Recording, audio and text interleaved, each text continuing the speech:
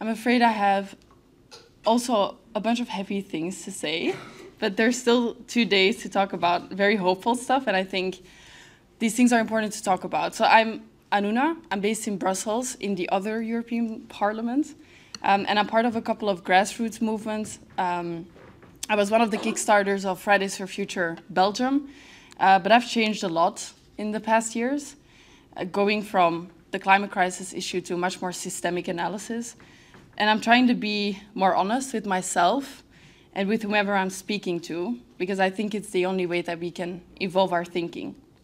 So even though to some, the story I'm about to tell may seem radical, I think deep down, many of us know this to be true, and more of us need to start saying it out loud, especially when it's us, young people, in spaces like this where we are seeking for change.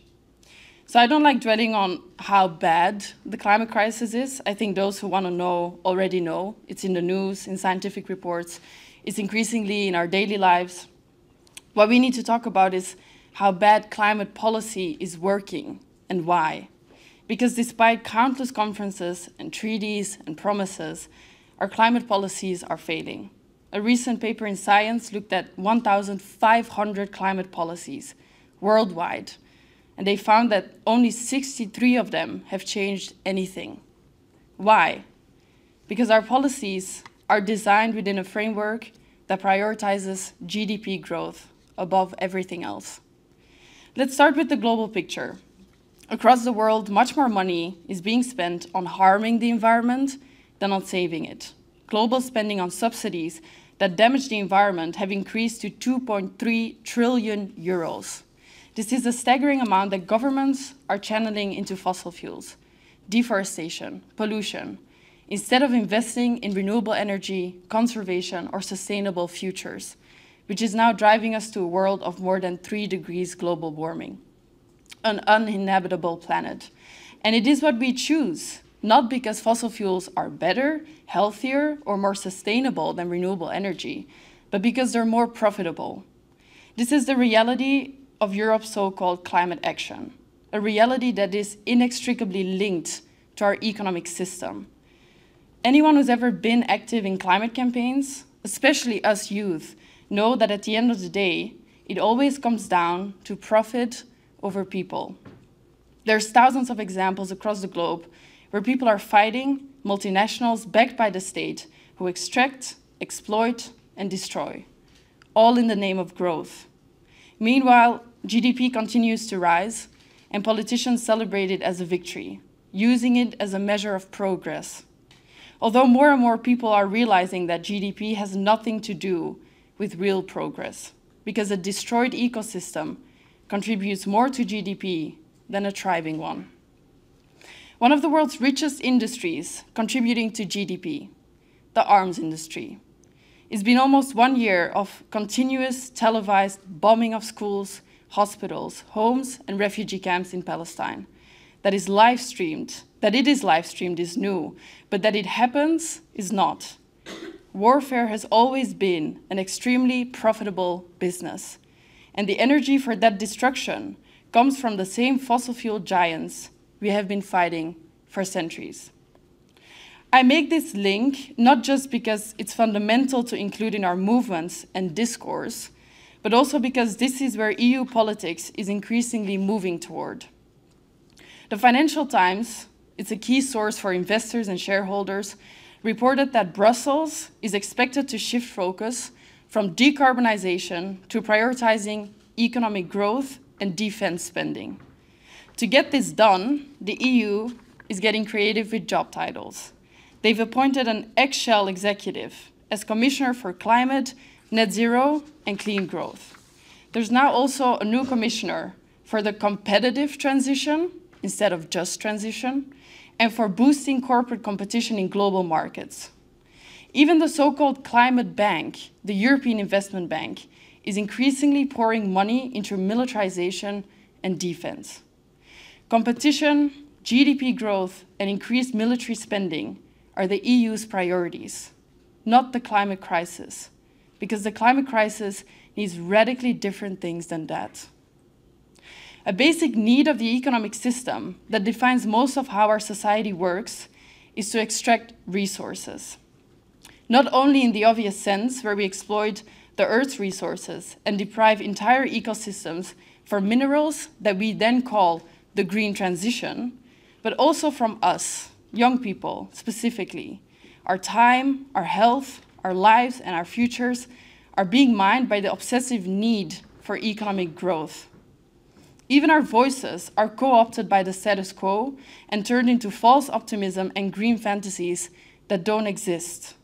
And by making people sick and unhappy, by making people believe there's not enough for everybody, by making competition and militarization core parts of our economy and society, essentially by dividing and polarizing and making people feel afraid.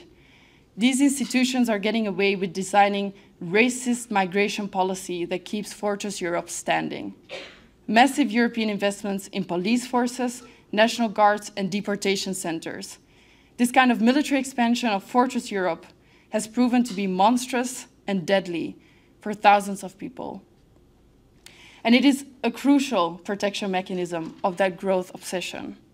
It's been core to some of the campaigns I've worked on in Belgium, because I think the youth climate movements need to focus much more on the mechanisms that protect growth and the illusion of equality and peace that Europe pretends to defend. Europe externalizes violence, whether it's through the increased militarization I talk about, whether it's through exploiting labor, extracting resources, displacing people, or sanctioning people to starvation. And then we respond to all that by building walls.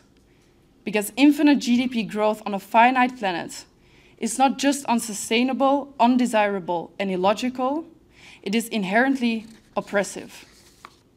Especially because it only benefits very few people, increasingly few. The wealth gap in the world has never been bigger than it is today. And this is because the winners can only exist because the majority loses. So when we talk about the climate crisis, a blind growth obsession is getting in the way. Who are we growing this economy for? And what stories are we telling to justify it? White supremacy, colonialism, and imperialism are not relics of the past. They are active components of the global economy today. Colonialism laid the foundation for the West's economic and military dominance that continue to shape trade agreements, corporate structures, and geopolitical power dynamics. White supremacy has justified a system where the wealth and security of a few come at the cost and sacrifice of many.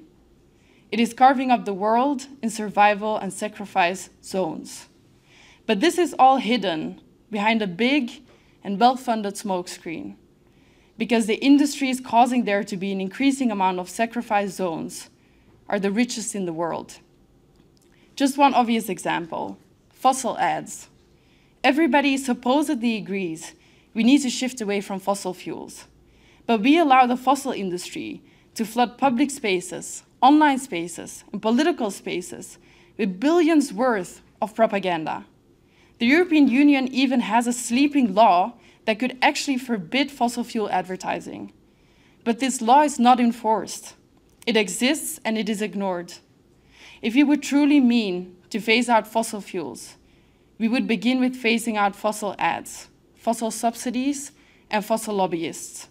We would begin with eradicating the actors that defend the growth of an industry that should be abolished.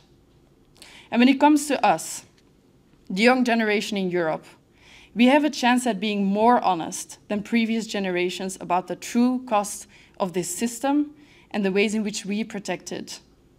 Youth movements have a crucial role to play here, especially youth climate movements. We cannot continue to be intimidated by false narratives about green growth, sustainability, and progress. We need to change this narrative until every conversation about climate change includes its root causes. Because the climate crisis is not about the climate. It's about an economic system that exploits. It's about racist and patriarchal ideologies that justify that exploitation.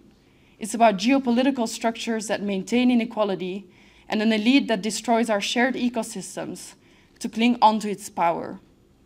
It's about imperialism, the addiction of wealthy Western countries to continue expanding and growing by colonizing and using genocide and military invasions to protect that addiction. It's about the physical walls we build around Europe, because we would rather see people drown in the Mediterranean than take responsibility for the crisis we caused.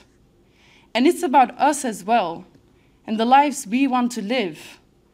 We are often told that change is complex. And I very much disagree. I don't think change is complex. Sometimes it's just about changing the stories we tell ourselves. I'm 23 years old now and started being active and engaged in movements when I was 17. And when I used to come to the European Parliament in Strasbourg to attend political summits or debates, I felt impressed and intimidated. And now I don't feel intimidated anymore, because I've understood that these institutions are part of an empire that is truly destructive.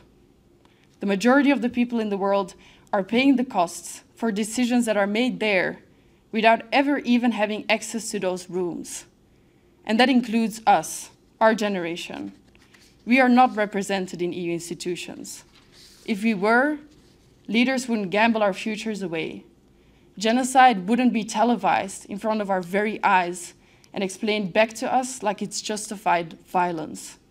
The framework in which we could think would be long-term and global. So the leadership that brought us into this crisis is not going to be the leadership that gets us out. That means that the hope that we so desperately need to hang on to is only going to be created by us, and what we decide comes next. Hope for me exists when I see people speak up, when I see people look through the smoke screen, when I see movements building, when I hear people talk of revolution. The movements that are resisting and fighting for true liberation already exist, and they grow every day. The liberation movement for Palestine, Sudan, Congo, Kurdistan, Sapmi, Lebanon, and so many more. The student occupations, civil disobedience, the protests that fill the streets with millions of people. So I hope you decide to become or continue to be a part of that. Because change is not going to come from here. It's happening out there. And if I've learned anything, is that we have more power than we think. Thank you.